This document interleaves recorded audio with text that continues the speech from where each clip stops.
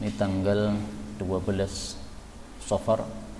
Kita lanjutkan pengajian kitab Bulughul Maram dan kita sudah sampai pada hadis 1194. Masih dalam kitab tentang jinayat atau perbuatan kriminal. Qala al-muallif rahimahullahu ta'ala wa nafa'ana bihi wa bi'ulumihi fid dharain amin. Wa 'an ibni Abbas radhiyallahu anhuma 'anil nabiy sallallahu alaihi wasallam qala hadhihi jari ini wa hadhihi dan jari ini sawaun sama. Yakni yang dimaksud oleh Nabi adalah al-khinsir jari kelingking wal ibham dan ibu jari. Hadis diriwayatkan oleh Imam Bukhari. Maksud hadis ini adalah sebagaimana diriwayatkan oleh Abu Dawud dan Tirmidzi, diyatul asabi', diyatnya jari-jari, sawaun sama. Wal asnanu dan gigi-gigi, sawaun juga sama. Ats-tsaniyatu gigi seri, gigi yang depan ini. Wad-dirsu dan gigi geraham, sawaun sama. Diriwayatkan oleh Ibnu Hibban, diyat asabi'il yadaini, jari-jari kedua tangan, warrijlaini dan kedua kaki, sawaun adalah sama.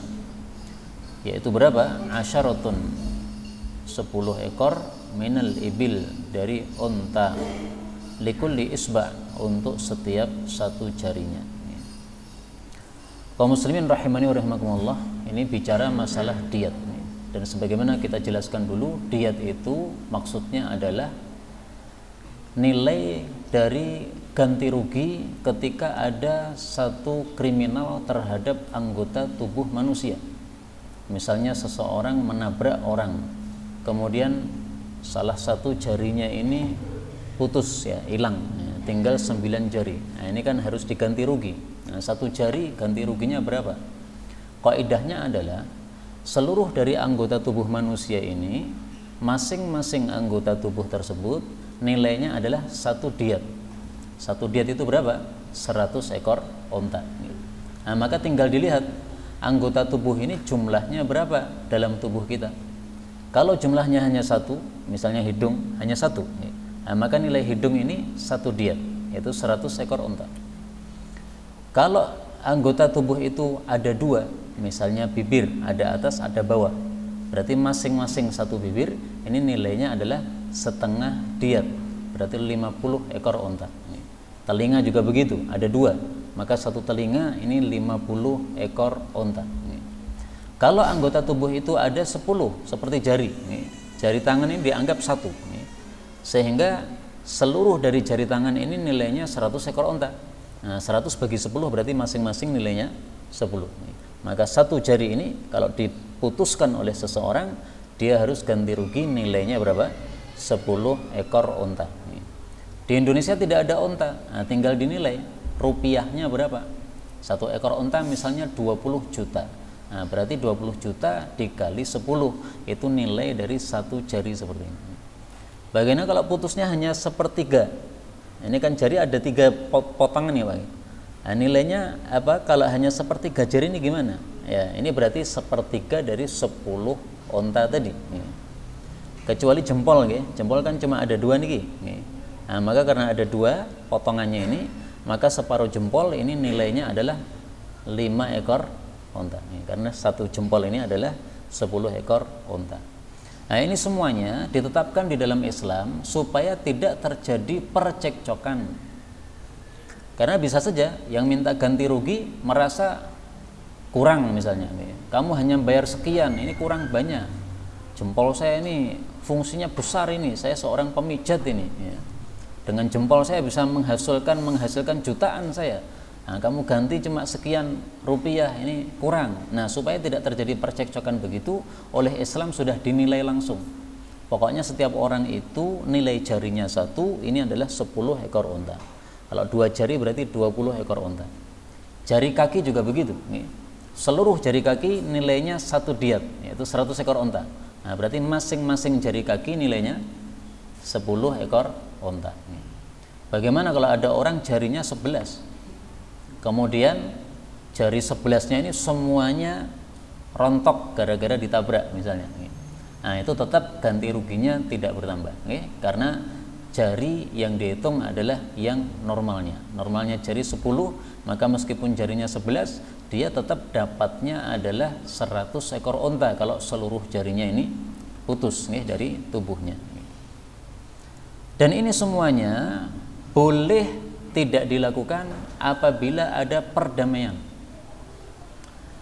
Salah satu teman kita di Mantung, seorang ustadz, dia ditabrak oleh orang mabuk, Pak.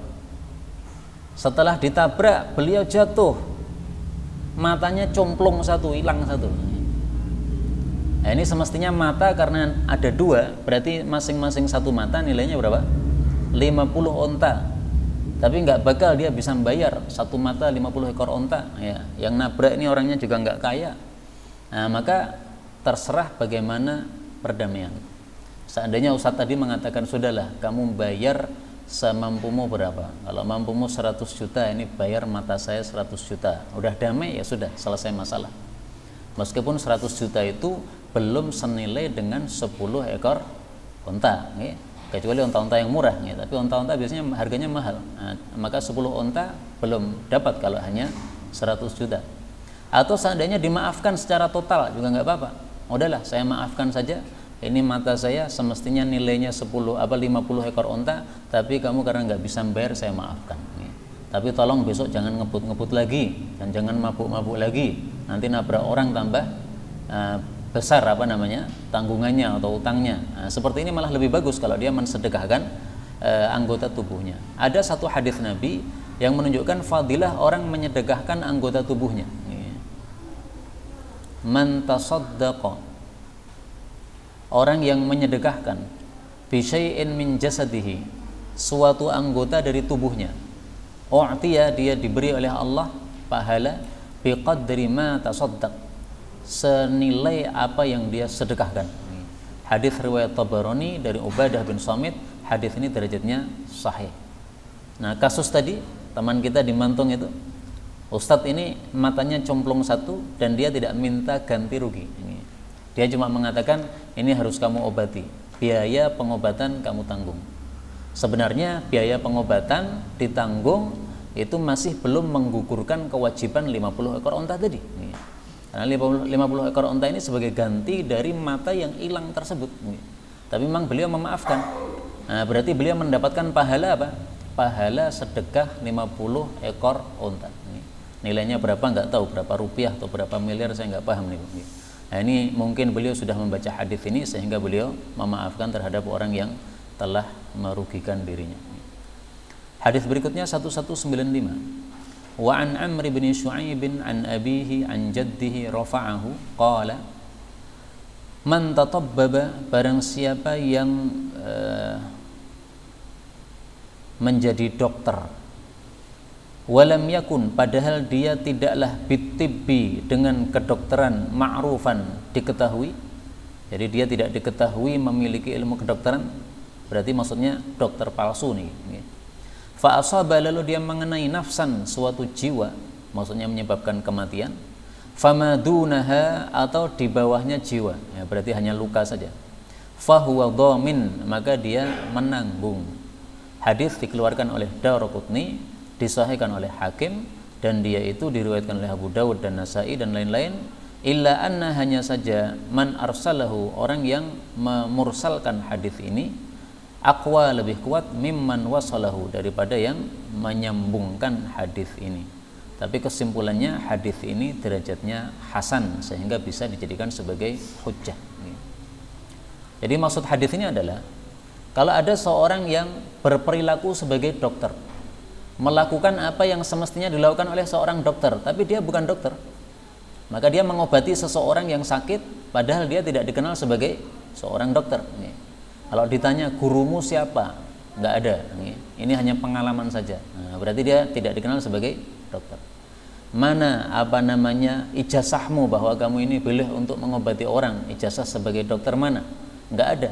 Nah, berarti nggak ada izin untuk menjadi dokter tetapi dia menjadi dokter. Tidak ada izin untuk mengobati orang tapi dia mengobati orang. Nah, ini namanya tatabbaba, takallafa tib, yaitu dia sebenarnya tidak punya izin tetapi dia melakukan tanpa izin dari pihak yang berwenang untuk memberi izin. Maka kalau orang seperti itu kemudian mengobati seseorang menyebabkan kematian, maka kematian tersebut harus dia tanggung. Nyawa nilainya 100 ekor unta. Kamu kasih obat orang itu akhirnya dia mati, kamu ganti rugi 100 ekor unta kepada keluarganya, kepada ahli warisnya. Atau tidak sampai kepada jiwa, tetapi hanya merusakkan anggota tubuh. Misalnya di Pilangbangu itu ada santri kita, dia sakit mata, Pak. Kemudian diberi obat dengan obat herbal, ditetesi. Bukan tambah sembuh, malah tambah wuto, nggak bisa melihat malahan. Padahal sebelumnya hanya tidak jelas. Habis itu dikasih obat tetes tadi malah sama sekali nggak melihat. Nah ini kan berarti apa? Tatobaba seperti ini. Ya. Karena obat herbal biasanya ya beberapa ada yang tidak pakai izin. Nah, sehingga ini termasuk dalam bab ini. Nah maka kamu tanggung jawab. Kamu ngasih obat dengan obat tetes ini sementara tidak menyebabkan kesembuhan, malah matanya jadi hilang satu, buta satu matanya.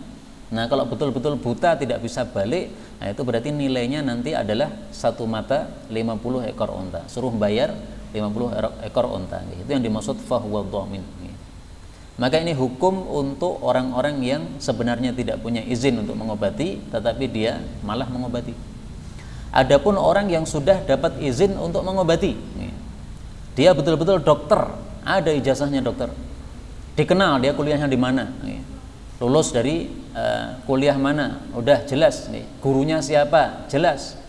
Tetapi kemudian melakukan satu pengobatan menyebabkan kematian. Nah, kalau dalam hal ini dinilai atau dilihat dua kondisi. Apakah dokter tadi melakukan taksir ataukah tidak melakukan taksir? Maksudnya apakah dokter ini melakukan keteledoran ataukah tidak melakukan keteledoran? Kalau dia teledor, maka dia tanggung jawab.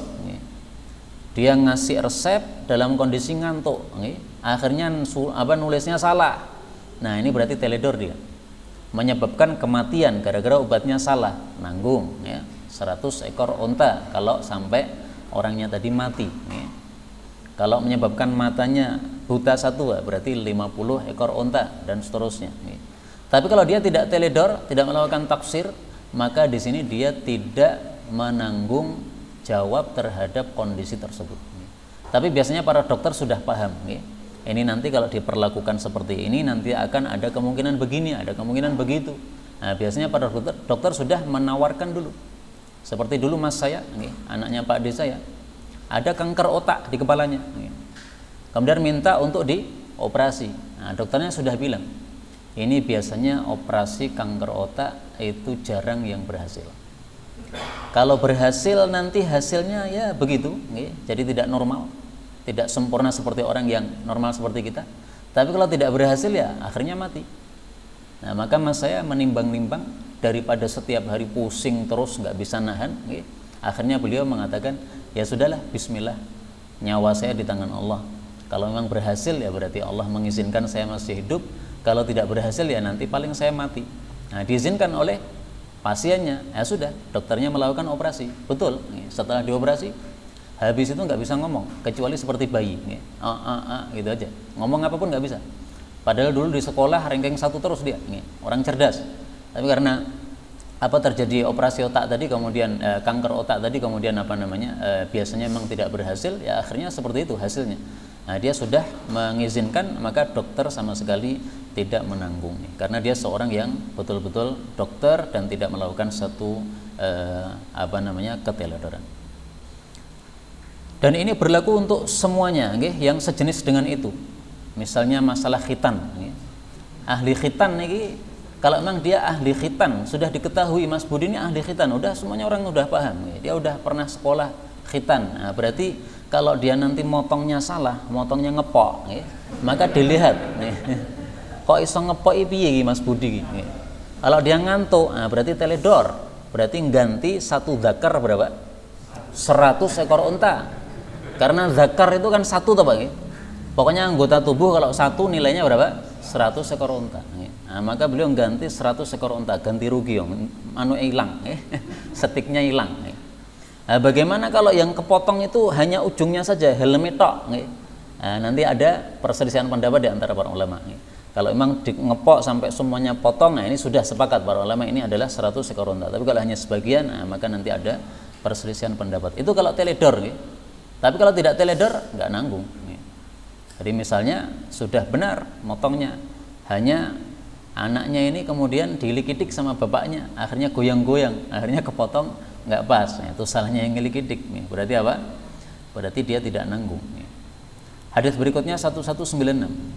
Wa anhu radhiyallahu anhu anna an-nabiyya sallallahu alaihi wasallam qala fil mawadih, pada luka yang nampak tulangnya, itu nilainya adalah khamsun lima minal ibil, onta. Rawahu Ahmad, diriwayatkan Ahmad dan juga diriwayatkan oleh Imam 4. Imam Ahmad menambahkan wal asabi, jari-jari itu sawaun, sama, kulluhunna ashrun, masing-masing jari nilainya 10 onta, ashrun minal ibil, yaitu 10 ekor dari onta. Hadis diriwayatkan oleh Ibnu Khuzaimah dan Ibnu Jarud. Ini sama dengan sebelumnya. Ini ada tambahan mawadih. Jadi kalau ada orang melukai seseorang sampai lukanya mengelupaskan kulitnya ini sampai tulangnya terlihat, nah ini ganti ruginya berapa? 5 ekor onta. Dan ini sama saja, apakah lukanya besar, apakah lukanya kecil, apakah yang tampak dari tulang tadi banyak ataukah sedikit, nilainya pokoknya 5. Tidak dibeda-bedakan. Karena memang seperti yang saya sampaikan tadi, Islam menetapkan 5, menetapkan 10, menetapkan 100, ini supaya tidak terjadi percekcokan. Karena orang kalau tidak diberikan nilai yang pas begini, pasti akan muncul percekcokan. Kamu menilai luka saya hanya sekian, mestinya tidak segitu, ini kurang banyak, tidak selesai-selesai masalah. Maka oleh Islam sudah diselesaikan masalahnya, dan ini semuanya tentu saja kalau tidak terjadi perdamaian. Kalau terjadi perdamaian, maka ini tadi boleh diselisih. Saya minta ganti rugi aja lah, yang kamu mampu aja, nggak harus seperti yang ditetapkan Nabi. Ya boleh, berarti kamu sudah merelakan hakmu sendiri, nggak ada masalah. Hadis berikutnya 1197, wa anhu qala Rasulullah sallallahu alaihi wasallam aqlu diyat ahli dhimmati, kafir dhimmi, itu adalah nisfu, separuh aqlil muslimin, dari diyatnya umat Islam. Hadis diriwayatkan oleh Imam Ahmad dan Imam 4. Dan lafalnya Abu Dawud, diyatul muahid, diyatnya orang kafir muahid itu adalah nisfu diyatil hur, separuh dari diyatnya orang merdeka. Dalam riwayat Nasai, tetapi ini dhaif, aqlul mar'ah, diyatnya wanita, mithlu aqlir rajul, seperti diyatnya laki-laki, hatta, sehingga yablugha, mencapai ats-tsulutsa, sepertiga, min diyatiha, dari diyatnya tersebut. Hadis disahihkan oleh Ibnu Khuzaimah, tapi saya katakan hadis ini yang terakhir ini derajatnya dhaif. Kalimat yang terakhir ini derajatnya dhaif. Jadi dalam Islam ini, kalau ada orang muslim misalnya menabrak orang kafir sampai mati, ini orang kafir mati, harus diganti rugi. Meskipun dia kafir, iya dia kafir, tapi kan dia nyawa, maka harus ada ganti ruginya. Tapi ganti ruginya adalah separuh dari nilainya nyawa seorang muslim.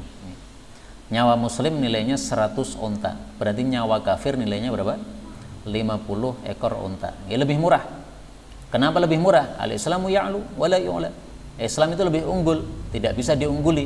Maka nilainya orang kafir lebih murah daripada orang muslim. Meskipun tetap salah, ya, nabrak orang sampai mati, ya salah itu. Tetapi apa? Nilainya, karena dia yang ditabrak ini kafir, nilainya lebih murah lagi. Adapun di sini disebutkan diatnya seorang wanita seperti diatnya laki-laki, sama, sampai mencapai sepertiga dari diatnya. Nah, ini adalah hadis yang dhaif. Maksudnya gimana ini? Maksudnya gini, satu jari tadi nilainya kan 10 onta, ya? Nah, kalau ada seorang perempuan terpotong jarinya oleh seseorang, nah, ganti ruginya berapa? 10 onta, sama dengan laki-laki. Kalau 2 jari berarti 20 onta, sama dengan laki-laki. Kalau 3 jari 30 onta, sama dengan laki-laki. Kalau 4 jari 4 jari ini sudah melebihi dari sepertiga, sepertiga diat. Nah, maka kalau sudah mencapai sepertiga diat, maka diatnya wanita ini nilainya menjadi separuh lagi-lagi. Yaitu apa? Kalau 4 jari wanita dipotong, maka dia menggantinya bukan 40 ekor unta, tetapi malah separuhnya dari itu, 20 ekor unta. Lucu nama betul. Kalau 2 jari gantinya 20 ekor unta, 3 jari gantinya 30 ekor unta, 4 jari gantinya malah 20 ekor unta. Kenapa? Karena kalau sudah mencapai dari sepertiga diat, itu nilainya diat wanita menjadi separuh dari diat laki-laki. Kalau 4 jari laki-laki ini kan 40 unta. Nah, ini karena wanita maka jadi separuhnya 20 ekor unta.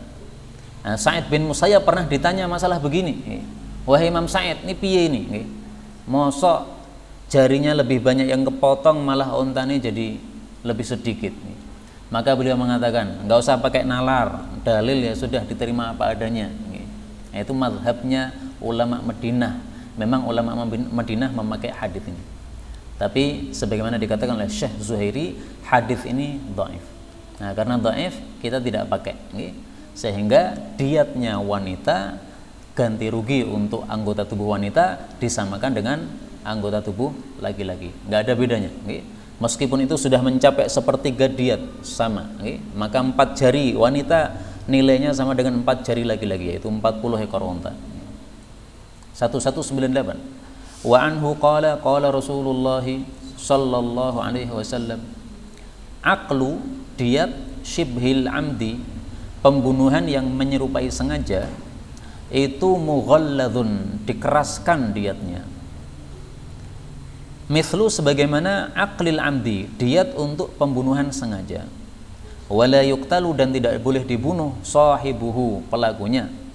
Wadzalika, dan hal itu adalah ayyang zua, bahwasanya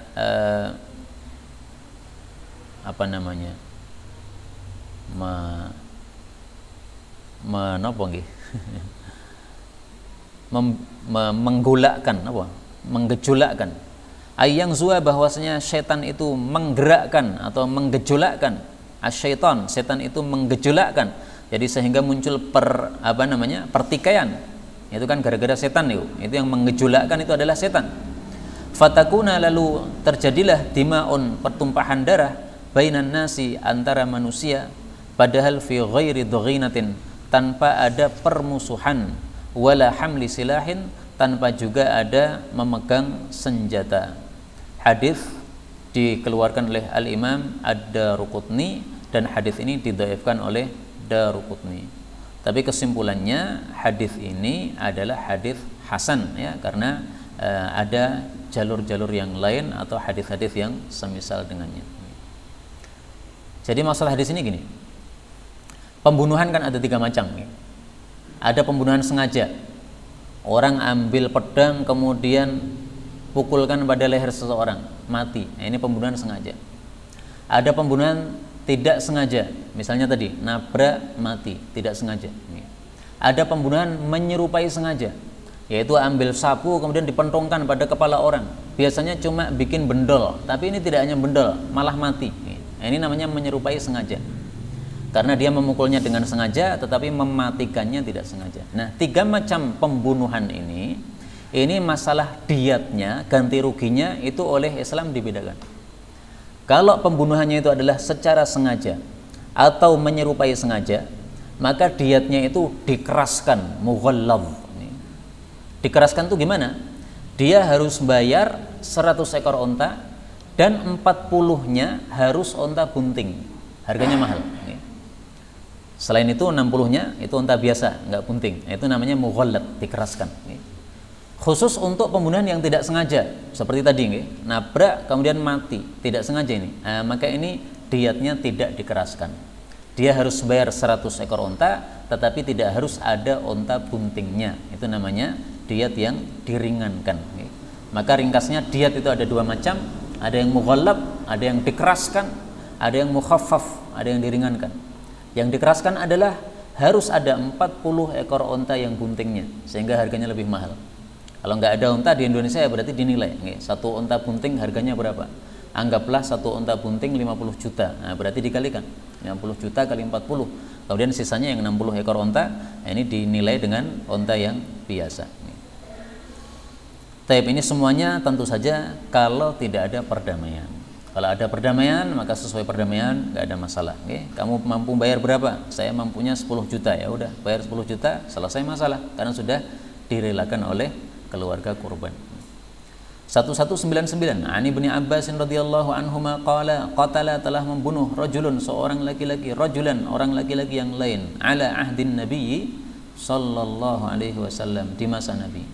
Faja'alan nabiyyu, maka Nabi menetapkan diyatahu, diyatnya itu 12.000, 12.000, maksudnya 12.000 dirham. Hadis diriwayatkan oleh Imam 4 dan Imam Nasai menguatkan, dan juga Abu Hatim, bahwa hadis ini mursal. Jadi hadis ini derajatnya dhaif karena mursal. Hadis ini menunjukkan bahwasanya diat itu boleh diserahkan dalam bentuk selain unta. Memang hukum asalnya diat itu berupa apa? Unta. Satu nyawa nilainya 100 ekor unta. Nah, terus kalau nggak punya unta gimana? Seperti misalnya orang-orang yang hidup di kota, meskipun orang Arab, tapi nggak punya unta. Mana naruh untanya di mana? Nggak punya parkiran unta, nggak punya. Punyanya mobil. Nah, maka ditetapkan oleh Nabi pada waktu itu nilainya adalah 12.000 dirham. Kalau dia punyanya uang dirham. Kalau dianya punyanya dinar gimana? Ada hadis yang lain, 1.000 dinar. Nah, tapi perlu diketahui bahwa 12.000, 1.000 itu adalah nilai-nilai unta pada saat itu. Sehingga hadis ini tidak mengikat. Tidak harus orang yang membayar dirham berupa 12.000 dirham, nggak harus. Yang penting nilainya unta berapa. Jadi konsepnya pokoknya diat itu berupa unta. Untanya harganya berapa, maka silahkan bayar seharga tersebut. Di masa Nabi nilainya 100 unta sama dengan 12.000 dirham, maka disuruh bayar 12.000 dirham. 100 unta di masa Nabi nilainya adalah 1.000 dinar, maka oleh Nabi disuruh bayar 1.000 dinar. Berarti 1 dinar pada waktu itu nilainya sama dengan 12 dirham. Nah, sekarang sudah berubah, dirham sudah sangat merosot, sementara dinar masih stabil bahkan naik. Hadis berikutnya 1200. Ini hadis terakhir dalam bab ini. Wa an Abi Rimthah qala, Abi Rimthah ini sahabat Nabi sallallahu alaihi wasallam, dia mengatakan, ataitu, aku datang kepada an-nabiyya sallallahu alaihi wasallam, wa ma'i, dan bersama saya ibni, putra saya. Faqala, maka Nabi bertanya, man hadza, siapa ini yang bersama kamu ini? Qultu, saya mengatakan, ibni, ini anak saya. Ashhadu bihi, saya menyaksikan di hadapan Anda bahwa ini anak saya. Qala, saya mempersaksikan kepada Anda bahwa ini anak saya. Qala, Nabi mengatakan, ama, ini mestinya tanpa tasydid gitu. Ama gitu. Ini salah harokat. Ama, ketahuilah, innahu, sesungguhnya anakmu itu la yajni, dia tidak berbuat kriminal, alaika, atas tanggung jawabmu. Wala tajni, dan tidaklah kamu berbuat kriminal, alaihi, atas tanggung jawab dia. Hadis diriwayatkan oleh Imam Nasai, Abu Dawud, dan disahihkan oleh Ibnu Huzaimah dan Ibnu Al-Jarud. Hadis ini maksudnya bahwasanya kalau ada seorang anak melakukan satu perbuatan kriminal, tidak boleh bapaknya disangkut pautkan, disangkut pautkan, nggak boleh. Misalnya keluarga korban nggak terima, kemudian membunuh anaknya yang tadi sudah membunuh keluarganya, plus bapaknya juga, saking anyele, anaknya dibunuh karena sebagai kisosnya, kemudian bapaknya juga dibunuh sebagai untuk melepaskan kemarahannya. Ini nggak boleh seperti ini. Yang salah siapa? Anaknya, ya sudah, anaknya saja. Maka hadis ini maksudnya adalah menghilangkan adat jahiliyah, di mana orang-orang jahiliyah dulu sebelum diturunkan hukum Islam yang rinci seperti yang kita pelajari ini, mereka berbuat semau gue mereka. Misalnya ada seseorang membunuh orang, sementara yang membunuh ini dari kelompok atau kabilah yang tidak terkenal, sementara yang dibunuh ini dari kabilah yang terkenal. Nah, nanti pasti kabilah yang terkenal ini akan membalas semau gue. Yang dibunuh satu orang, mereka tidak terima kalau membalasnya satu orang. Mereka mengatakan, kalian tuh kabilah yang tidak terkenal, nilainya rendah. kami kabilah yang terkenal, nilainya tinggi, sehingga kamu membunuh satu orang kami harus dibalas 2 orang atau harus dibalas 10 orang. Nah, terserah mereka. Nah, itu adalah orang-orang jahiliyah pada waktu itu. Yang kaya dia akan memakan yang miskin, akan dolim kepada yang miskin. Nah, maka Rasulullah membatalkan adat tersebut. Beliau mengatakan, innahu la yajni alaik. Kalau anakmu berbuat kriminal, kamu tidak menanggungnya. Kamu tidak mendapatkan kewajiban untuk menanggung perbuatan tersebut. Itu anakmu sendiri. Sehingga dia perbuatannya tanggung jawab dia sendiri. Sementara kamu bapaknya tidak akan menanggung dosa dia. Kemudian dalam hadis ini Rasulullah Shallallahu Alaihi Wasallam kenapa bertanya man hadza, siapa ini? Kemudian dijawab ini anak saya. Kemudian orang ini mengatakan asyhadu bihi, aku mempersaksikan bahwa ini adalah anakku. Kenapa ini muncul persaksian seperti ini? Nah, begini Pak, di masa jahiliyah dulu yang namanya zina itu sudah biasa terjadi dilakukan. Sehingga seseorang itu kadang-kadang membawa seorang anak kecil, tetapi dia bukan anaknya sendiri, itu anak dari hasil zinanya. Nah, maka di sini Abu Rimthah untuk memperkuat kepada Nabi Shallallahu Alaihi Wasallam bahwasanya saya tidak berzina, bahwasanya betul-betul ini adalah anak saya, maka dia mengatakan asyhadu bihi, saya persaksikan kepada anda bahwa ini adalah anak saya betul-betul. Dan ini beliau mempersaksikan kepada Nabi itu karena waktu itu Nabi bertanya, betul ini anakmu? Sambil sambil tersenyum Nabi SAW, bukan menuduh, bukan, sambil tersenyum aja. Nah, maka dia mengatakan asyhadu bihi, ya betul, ini saya persaksikan kepada anda ini bahwasanya anak saya tidak berzina. Nah, ini adalah kenapa Nabi itu bertanya dan kenapa orang ini mempersaksikan, itu sebabnya karena adat jahiliyah tersebut. Wallahu taala alam bissawab. Kemudian dari sini juga kita ambil kesimpulan bahwasanya Islam itu salah satu ajarannya adalah menghapuskan hukum-hukum dan adat-adat jahiliyah. Adat-adat jahiliyah yang zalim, Islam datang untuk menghapus. Contohnya ini, di masa jahiliyah orang yang kaya semau gue terhadap yang miskin. Kalau ada perbuatan kriminal seperti ini, membalasnya semau gue. Nah, oleh Islam dibatalkan, nggak boleh begitu itu. Harus adil, satu nyawa ganti satu nyawa. Nyawa budak tidak boleh kalian meminta ganti nyawa orang merdeka. Jadi zaman dulu juga begitu adatnya. Ini ada kabilah besar, ini ada kabilah kecil. Kabilah kecil membunuh seorang budak milik kabilah besar. Yang dibunuh siapa? Budak. Nah, ini kabilah besar nggak terima, dia minta ganti rugi. Harus yang dibunuh bukan budak tetapi orang merdeka. Padahal yang membunuh sama-sama budak. Ini budaknya kabilah kecil membunuh budaknya kabilah besar. Semestinya kan yang dikisos yang membunuh tadi kan. Nah, kabilah besar nggak terima, nggak bisa. Budak kami nilainya sama dengan orang merdeka dari kalian. Serahkan satu orang merdeka di antara kalian sebagai tumbalnya. Jangan serahkan si pembunuh tadi, kami nggak terima. Nah, itu adat jahiliyah seperti itu semua gue. Maka Allah turunkan dalam Al-Quran ayat yang membatalkan adat tersebut. Al-hurru bil hurri, wal abdu bil abdi, wal untha bil untha. Orang merdeka dengan orang merdeka, budak dengan budak, wanita dengan wanita. Nah, maksudnya kasusnya seperti yang saya ceritakan tadi. Ada budak bunuh budak. Mereka tidak mau bahwasanya budaknya tadi dikisos. Mereka nggak terima. Mereka mintanya harus orang merdeka yang diserahkan sebagai tumbal. Nah, Allah turunkan ayat ini. Itu maksudnya ayat tersebut membatalkan adat jahiliyah. Maka ringkasnya saja, adat jahiliyah itu bisa dibagi 3 kelompok, 3 bagian. Yang pertama ada adat jahiliyah yang oleh Islam dibatalkan, dihapuskan sama sekali karena zalim, misalnya seperti ini. Yang kedua adalah adat jahiliyah yang dirombak atau dipermak oleh Islam, tidak diingkari sama sekali tetapi diperbaiki. Contohnya misalnya, dulu adat jahiliyah itu mengatakan unsur akhaka zaliman aw mazluman. Tolonglah saudaramu, sama saja apakah dia zalim atau dia yang dizalimi, pokoknya itu saudaramu harus kamu tolong. Ini adalah wargamu, warga Losari misalnya. Dia salah mau benar, pokoknya ini warga Losari kita bantu. Nah, itu adat jahiliyah begitu itu. Nabi SAW datang dengan Islam, beliau merombak adat tersebut.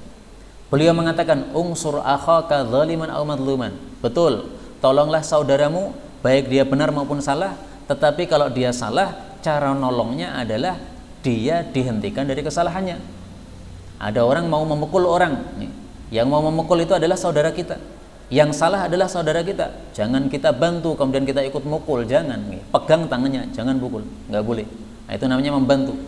Jadi membantu yaitu tolong menolong dalam kebaikan. Jadi kalimatnya oleh Nabi nggak diubah, kalimatnya tetap tolonglah saudaramu baik dia salah maupun benar. Tapi Nabi tafsirkan, kalau menolong orang salah itu caranya adalah hentikan dia dari kesalahannya, jangan dibantu melanjutkan kesalahannya. Yang ketiga, adat jahiliyah yang diterima oleh Islam. Contohnya apa? Diat tadi. Satu nyawa harganya 100 onta. Dapatnya dari mana itu? Apakah ada dalilnya dari Quran? Enggak ada. Apakah ada dalilnya dari Nabi SAW? Ada, tapi sumbernya dulu jahiliyah. Sebelum Nabi datang, itu orang-orang sudah menilai satu nyawa nilainya berapa? 100 onta. Nah, Nabi datang membawa Islam, kemudian Islam mengakui adat tersebut. Ya enggak apa-apa, satu nyawa nilainya 100 ekor onta. Dan itu ada sebabnya itu, Pak. Kenapa kok bisa 100 ekor onta? Ada ceritanya itu. Waktu itu siapa namanya? Kakek Nabi SAW, Abdul Muttalib. Dia bernazar, nanti kalau anak saya sudah 10, maka satu laki-laki harus saya bunuh sebagai tumbal untuk para berhala. Nah, maka lahirlah anak yang merupakan bapak Nabi Muhammad SAW, Abdullah namanya.